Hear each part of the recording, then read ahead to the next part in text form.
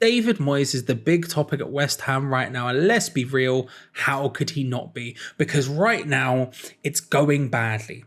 Everything right now in the fan base is tribal. It's angry, it's aggressive, it's two-sided, it's Moyes in or Moyes out. It's everything West Ham hasn't been for the last 2 years. Because no matter what side of the fence you sit on, we all have to admit, and we all will happily, not happily, but we will all definitely admit that it's going poorly. It just is.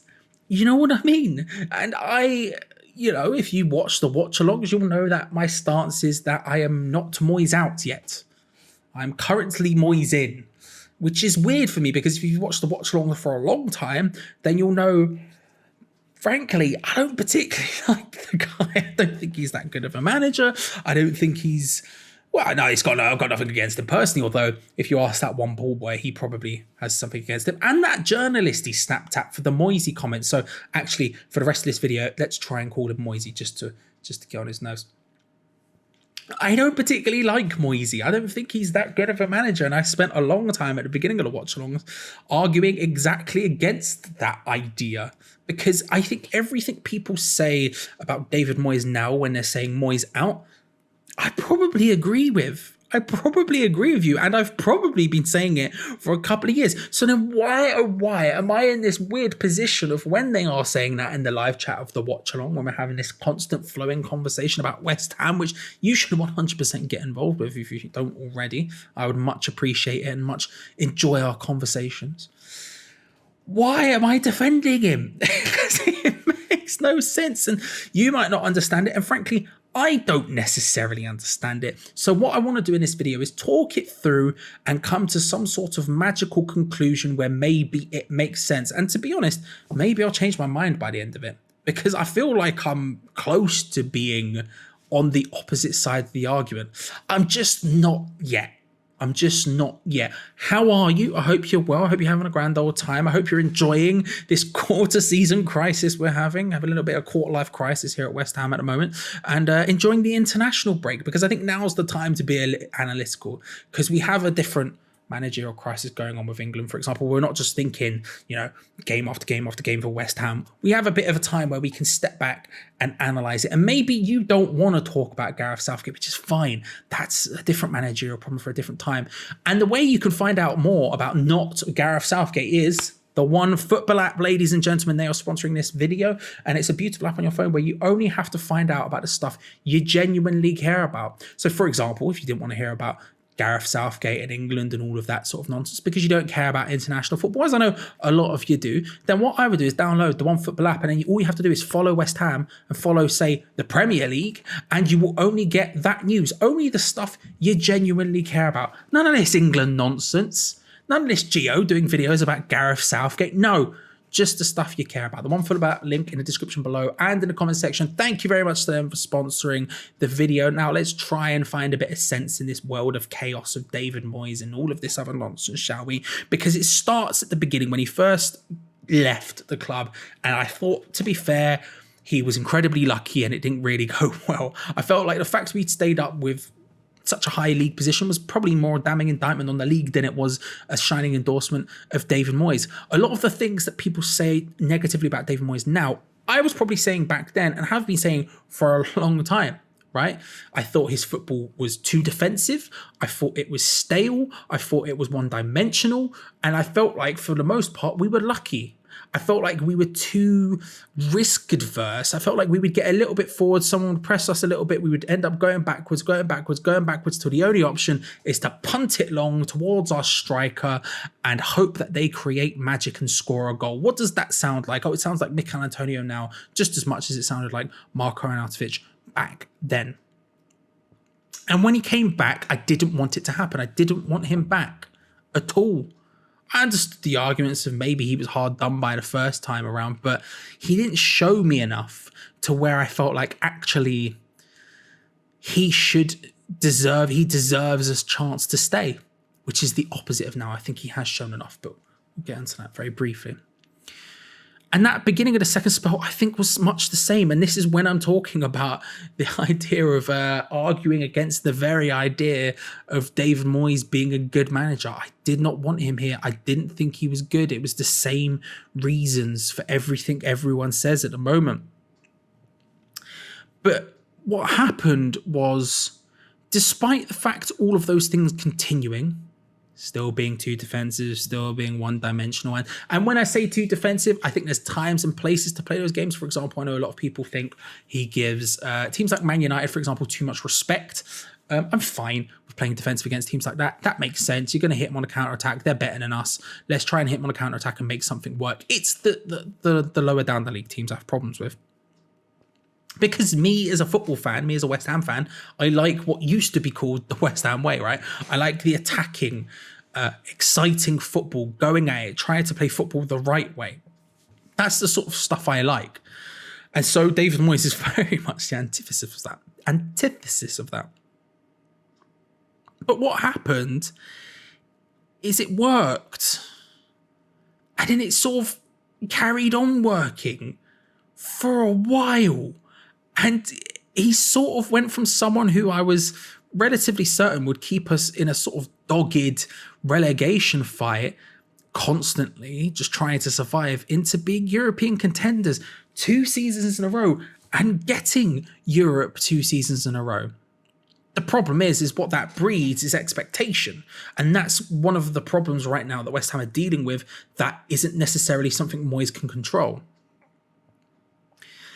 There's a level of expectation right now. We are trying to perform to the level that everyone expects of us. If you watch people who do like preseason prediction videos on YouTube, for example, James Alcott, friend of the channel, right? Lovely dude. Watch his video. I think he put West Ham 7th, right?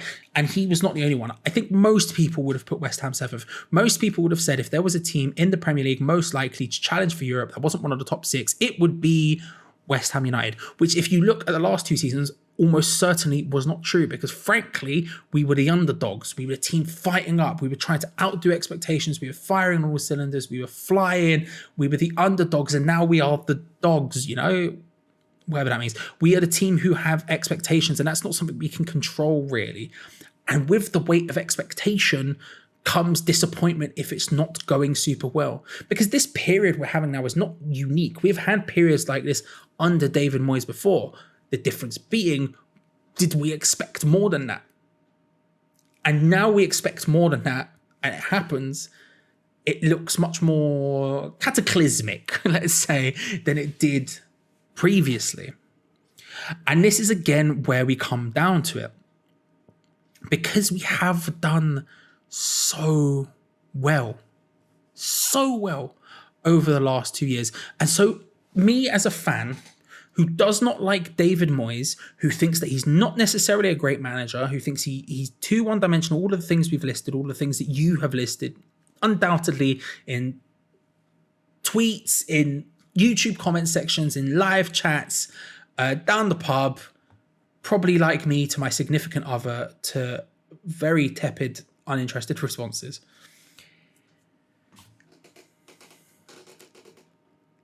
Can I, in all good consciousness, say that guy should be booted out of his job when he has done so well the last 2 years? No, because that's the difference, is he's shown it now. Despite the fact I've not enjoyed it a lot, some of the time. Obviously, the European trips I've absolutely adored, for example, and there have been games where I've absolutely adored. But in general, bad times,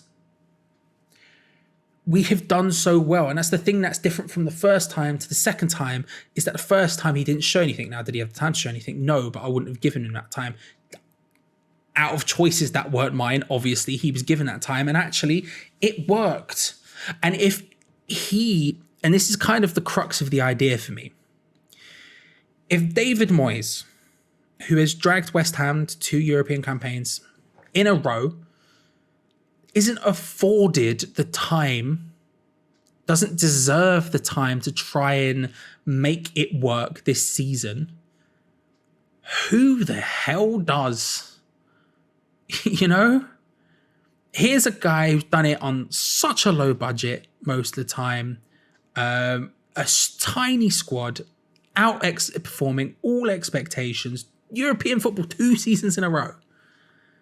If he doesn't get the time, who does? Because I think the answer then is no one. No one. The second it goes badly, you're done. You're out there. And one of the big things when Moyes came in was about this idea of stability. And I still didn't ever really agree with the idea of Moyes coming in for 3 years would provide stability for the club. Has it? Maybe a little bit. I don't really think so. But if that's something we were hankering for before, why has that disappeared now? I don't know. And I can't quite say I'm there yet. Now, of course, it's fast approaching the time when I go, actually, now I think the time for David Moyes to go, it's fast approaching. And that's kind of the conversation we all have. Even people who are on my side of the fence currently, who say it's not yet Moyes out, that time could come soon. If we lose against Wolves, if we lose against this team, if we lose against that Southampton, coming up, whoever else we've got, if it's one of those, then maybe those are the times. For me, probably not yet.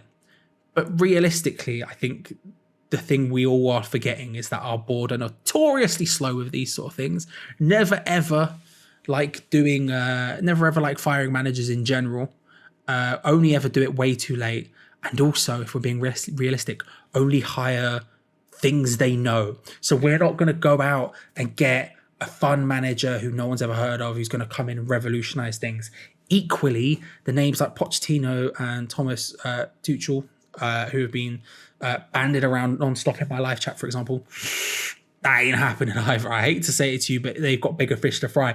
It's going to be someone who is out of work, who has Premier League pedigree, who they are more than aware of because they've seen them play before, they've seen them manage before.